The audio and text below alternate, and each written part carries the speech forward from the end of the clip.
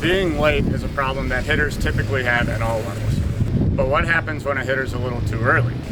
Hey everyone, Connor Watson, hitting trainer at Driveline. I'm going to talk to you guys about how to help a hitter who tends to be a little early with their timing. Pitchers these days throw harder, have nastier stuff, and it makes solving the timing riddle even harder than ever before. So, if we've got a hitter that's a little too early, here are some things that you might want to try to help them get on time. Hitters who have a tendency of being early typically start their load a little too early. Most of the time, that means they have to start moving forwards too early as well. This leads to early hip extension of the back hip and leads to them lunging at the baseball. So, how do we fix this issue? The first thing you may want to do to address this issue is see if it's a strength issue. Sometimes we have a tendency to try to fix hitting issues by diagnosing them as hitting issues. Sometimes they're not about hitting at all, and it has a lot to do with the human who's trying to make them. That being said, sometimes this is not a strength issue. Swinging a bat is a very dynamic movement, and a lot of it can stem from a lot of other problems. So if it's not a strength issue, you may want to start addressing it from a hitting side of things. So here's a couple drills that you can use to focus on holding the load, maintaining a better load, and getting more on time with pitches. Drill number 1, step backs. All right, John, so the step back. I'm gonna have you scoot up in the box just a touch here. Yep. Okay, and then to start this, all you're gonna do is in rhythm with the tosser, you will step back, load into your back hip, and then just let it eat coming forward. Okay.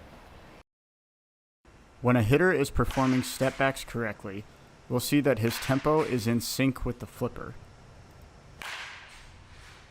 We'll also see that the hitter is properly loading into the back hip, activating their glute muscles, and swinging hard, hitting line drives from gap to gap.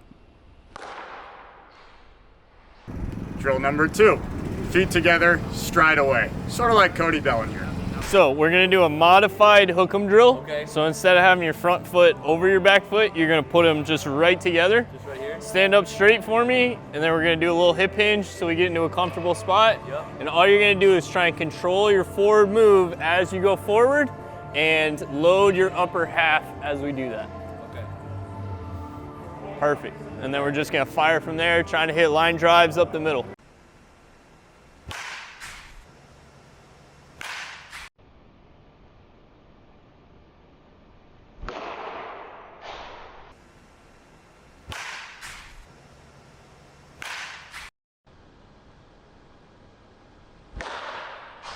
Drill number 3, offset open. Okay, offset open, we're gonna start with our feet opened up, line your toes up with that line right there. Yep, good to go.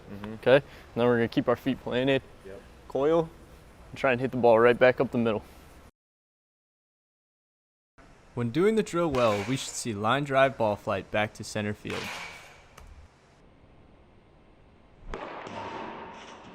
We should also see the athlete maintaining posture throughout the swing phase.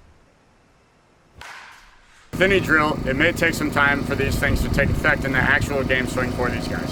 So, what I would recommend is doing these drills for about 3 to 4 weeks and then seeing if they start to take shape in their game swings. You can do them off the tee, off a front toss, or off a machine. That's up to the coach or the player, and environment design is very important. Hope that helps your hitter time out pitches a little bit better. If you want to read more about this, hit the link in the description below. Don't forget to like, comment, and subscribe.